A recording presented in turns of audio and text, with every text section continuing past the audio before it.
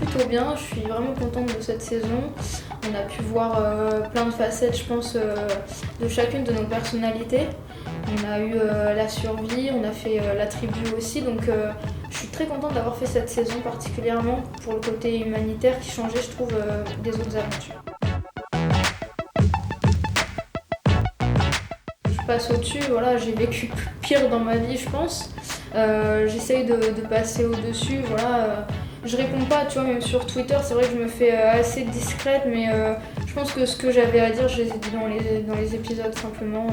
Après, si je dérange, bah tant mieux pour moi, parce que quand on en arrive à peut-être tacler ou critiquer une personne sur son physique, c'est parce que simplement elle dérange et qu'il y a de la jalousie. Moi, j'irai jamais attaquer quelqu'un sur son physique, à part si je suis jalouse.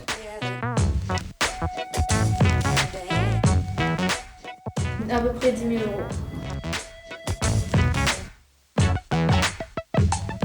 J'ai fait une grosse carrière dans la nuit, Ouais. donc je faisais vraiment des beaux shows. Par exemple, je faisais le bain de Cléopâtre en club, des gros shows artistiques. Je faisais aussi tout ce qui était chasse, manip de feu, je chantais en club. Donc non, j'ai vraiment, je pense, un gros palmarès dans la nuit et c'est vrai que j'étais vachement bien payée à l'époque.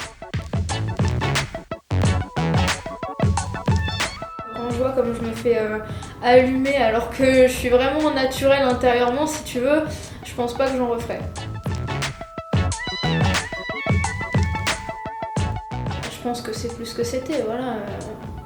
Elle a pas mon âge, donc moi je pense que ça peut être bien pour son image. Je dirais Paga et je dirais.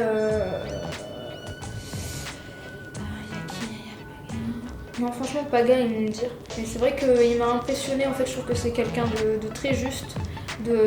C'est quelqu'un de bon, de généreux. Non, franchement, Paga, c'est un mec vraiment. Mais aujourd'hui, franchement, les affinités que j'ai, j'en ai pas beaucoup. Je l'ai rencontré une semaine avant la diffusion et à partir du moment où il a été diffusé, il était vraiment parti loin, tu vois, et il l'a peut-être vécu tellement fort qu'il faisait même plus attention en fait à sa vie.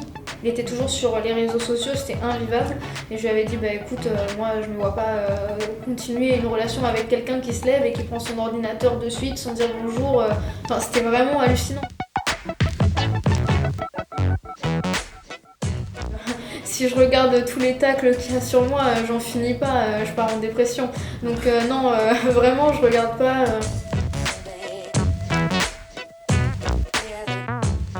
Je suis un cœur à prendre, malheureusement. J'aimerais bien rencontrer quelqu'un avec qui avoir une belle relation. Voilà, je suis une fille plutôt posée et c'est vrai que je demande que ça de rencontrer la bonne personne. Aujourd'hui, je suis signée en label, je vais sortir mon album, donc vraiment, pour l'instant, je me projette pas dans un télécrochet musical. J'espère pouvoir faire mon petit bout de chemin et je remercie les Marseillais parce que vraiment, aujourd'hui, je suis signée, donc c'est vraiment cool. Je pense qu'instinctivement, je m'étais préparée à ça parce que les 2 semaines avant, chez moi, j'étais devenue limite invivable, me parlais pas, j'ai besoin de me reposer. Et c'est vrai que je disais à ma grand-mère, envoie-moi des pics, vas-y, tacle-moi, j'ai besoin que tu me pousses à bout, dis-moi que je suis refaite, dis-moi que je suis ci, dis-moi que je suis ça. Donc je m'étais préparée en fait. C'est pour ça que je pense que, je pense que je l'ai bien géré dans l'émission.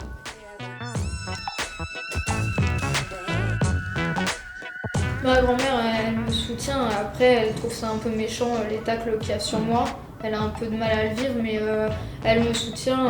Elle trouve que j'ai été très bien dans l'émission, que je ne me suis pas, on va dire, plus affichée que ça, que je reste moi-même. Et elle est contente parce qu'à la base, je suis quelqu'un d'assez sanguine et impulsive. Et je pense que j'ai gagné en maturité justement grâce à cette émission parce que j'ai su prendre sur moi. Voilà, je suis restée cool.